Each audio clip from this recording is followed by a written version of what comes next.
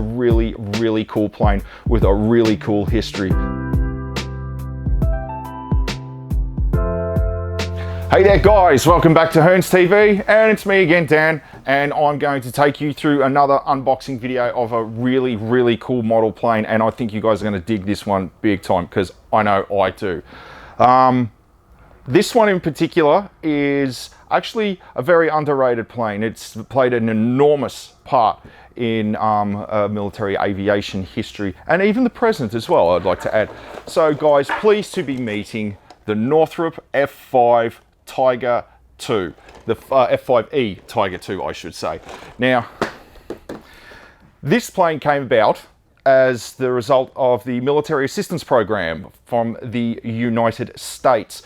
Their allies, their smaller allies around the world of NATO that didn't have very big military budgets were using pretty much hand-me-down Generation 2 aircraft, and they just weren't up to par with some of the adversaries that they were up against, as the Soviet Union had been flooding the market with the MiG-21, which was very fast, agile, and could fire missiles from a fair distance away, and they needed something that could compete with it, but was also very, very low cost, which surprisingly this thing is very, very cheap to manufacture and to maintain as well. And that was the whole point. They wanted to design a plane that was inexpensive and reliable and fast, agile, but being simple, it had growth built into it, as in it could be advanced later on down the track when you know, military budgets would allow that kind of thing to happen. And it most certainly did. This plane was designed by Edgar Schmood, who originally worked for North American Aviation, was the chief designer for the P-51 Mustang and the F-86 Sabre, which are two of the most famous and successful fighter aircraft in history. So it's not surprising that he came up with another gem with the F-5, originally called the Freedom Fighter. The E model was renamed the Tiger II. But we'll get to that in just a moment. So let's have a look inside the kit, shall we?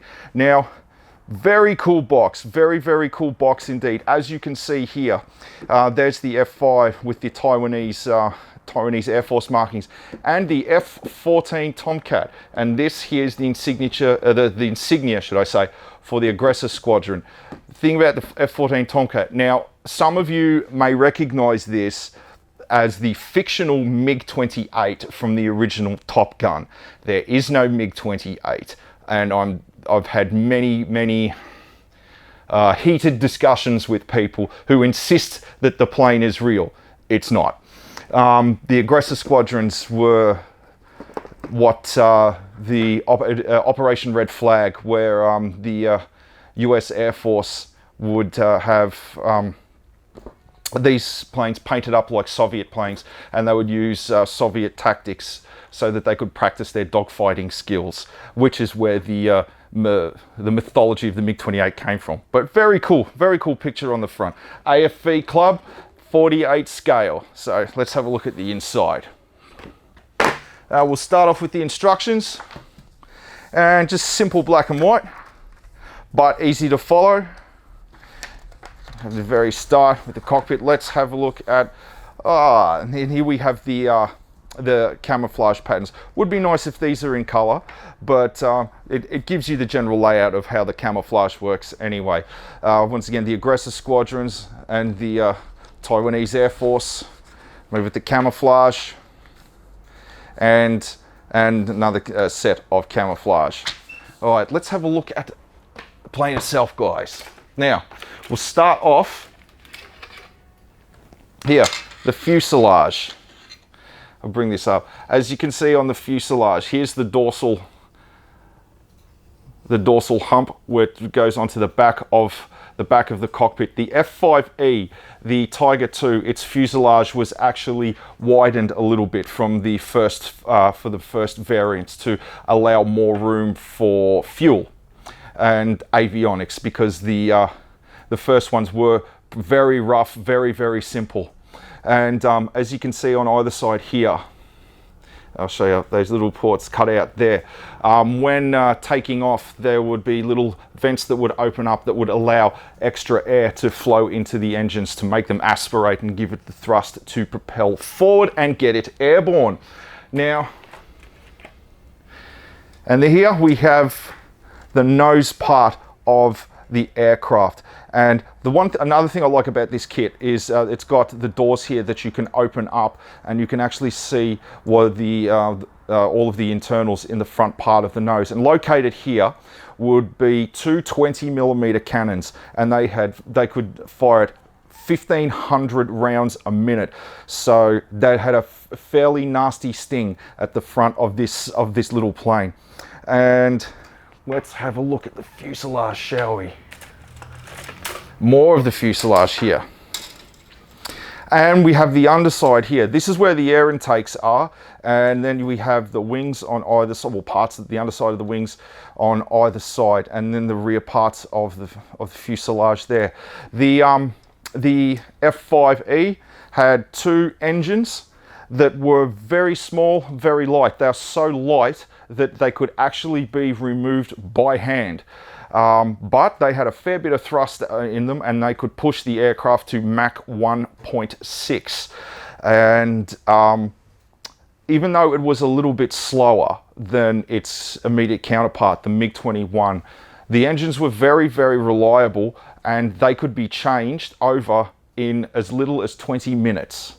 So its combat readiness was way higher than most of its contemporaries. And as you can see on the underside here, this is where your air brakes would deploy, and the landing gear would protrude out from there. Once again, very small cockpit, very small fuselage, not a lot of internal space. So where the rear landing gear would normally retract into the body on most other fighter jets, these ones actually folded out, and some of the wing area was actually taken up by the hydraulics. The landing gear was quite robust on this little plane as well, so it could land on unprepared runways and take off from them, which is something a lot of its more high-tech contemporaries could not do, because once again, the military assistance program was for nations that didn't have very high defense budgets, so would have to really improvise where they had to launch aircraft operations from. And then you have the vents either closed or open on the extra air intakes at the rear of the fuselage, like I was telling you earlier. And an additional fuel tank here, which would probably go along the center line. Another interesting thing about the landing gear, in the nose of the F5E, it could actually tilt its nose up a little bit, so that way it could take off in much shorter distances than the other F5s that were previously made.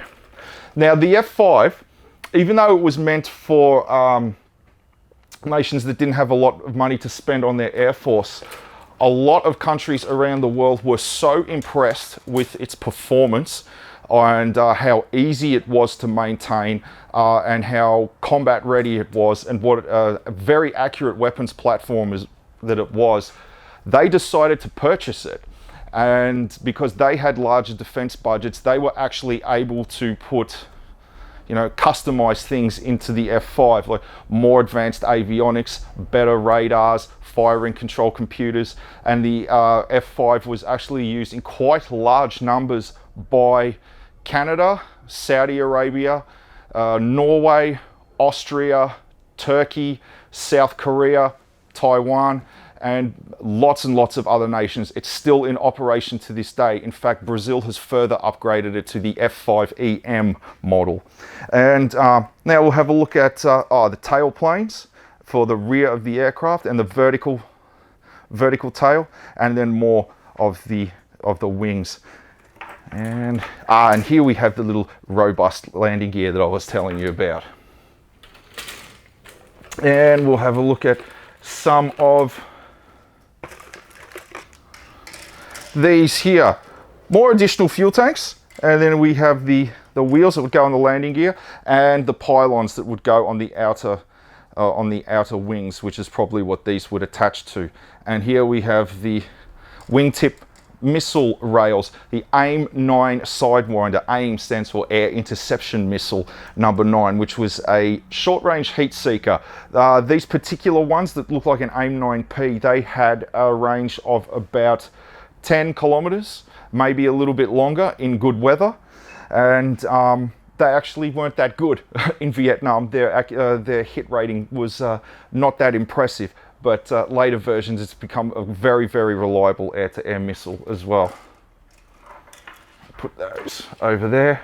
But yeah, it looks, it's a small plane, so there's not a lot to this kit, so we're nearly through the whole thing. We'll go on to the next one. Right here, we have, inside the cockpit, where the seat would be, which actually I'll turn it over so you can see it.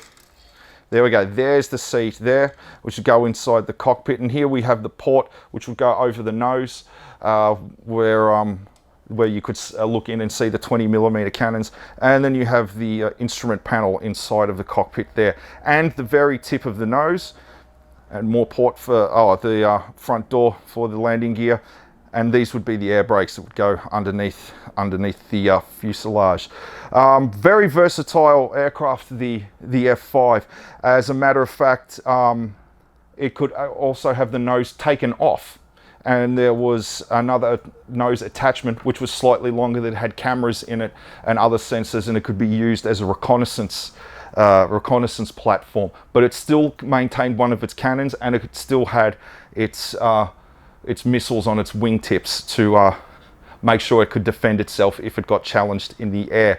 One of the reasons I like this kit as well was I'm going to show you here, as I mentioned earlier with Operation Red Flag, how it's used as an adversary for the US Air Force and everybody who attends Red Flag. Here, like you get the actual decals like there is on the front of the box. Now the F5, being in Red Flag, it has actually gone up against pretty much every combat aircraft in the entire Western infantry for many, many years, and it has done very well for itself. Very well indeed.